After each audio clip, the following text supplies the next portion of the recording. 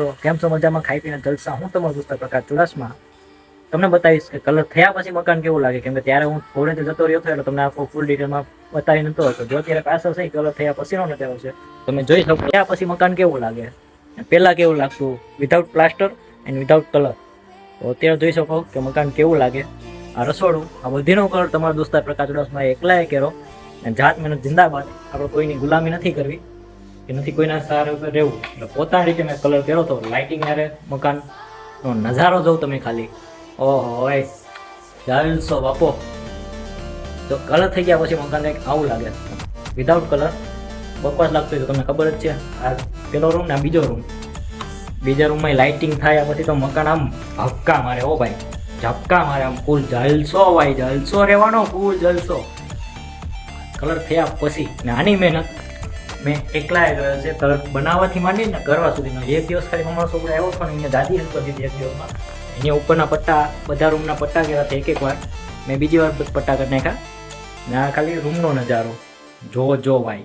અમે એક નંબર લાગવું જોઈએ. પોતાની મહેનત છે ને આમાં દેખાવી જોઈએ કે આવી રીતે તમે મહેનત કરી. તો જોઈ શકો તમે કે અત્યારે મકાન કલર થયા પછી કેવું લાગે. લાદીનું કરું છું ત્યાં દાદી થોડાક બીમાર પડી ગયા. આ છે મારા દાદી, જેને વચમાં મકાનનું કામ શરૂ કર્યું ત્યારે પેરાલિસિસનો અટેક આવી ગયો હતો. તો એમની હાલત થોડી અત્યારે ખરાબ છે. ડાબી સાઈડનું આખું શરીર લેવાઈ ગયું. અત્યારે એમની હાલત ખરાબ એટલે કે આમ છોકર બુદ્ધિ ટાઈપ. અત્યારે એમની હાલત એવી થઈ ગઈ કે આમ મોટા જેવી એમ કન્ડિશન નથી, નાના છોકરા જેવું ખેલ કરે ને નથી બોલવી,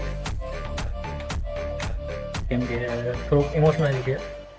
મારો મેઇન સપોર્ટ મારા દાદી, જે અત્યારે તમે જોયા ખાટલે મને બહુ હેલ્પ કરતા. મતલબ કંઈ પણ હોય, ક્યાંક મારે ચોરિયાવ જવાનું હોય ને તો એનો સપોર્ટ પહેલાં હોય. જેમ કે મામાની ઘેર જતો હોય, કોઈની ઘેર જતો હોય, પ્લસ રાત્રે નવરાત્રિમાં જતો હોય ને ત્યારે પણ મારા દાદીને ખબર હોય કે હું નવરાત્રિમાં ગયો. બાકી ઘરનાને કોઈને ન ખબર હોય.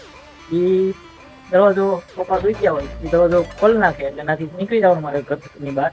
સીધું નવરાત્રિમાં દાંડિયા ગરબા રમી સીધો પાછો આવું, પાછળની બારી ખખડાવું એટલે દાદી ઉઠી જાય ને દરવાજો ખોલી દે ને આપણે પછી ઘરમાં અંદર. તો પાછળનો નજારો તમને બતાવું, પાછળ કલર થયા પછી કેવો લાગે ને આ જોઈ શકો તમે પાછળ. ને જે બારીનું મેં તમને હમણાં કીધું ને કે આ બારીથી ખખડાવવાનું એટલે દાદી ઉઠી જાય ને પછી દરવાજો ખોલી નાખે. તો એ બારી છે આપણે. અહીં થોડુંક વરસાદના કારણે બધીમાં પાણી ભરાયેલું છે હજી.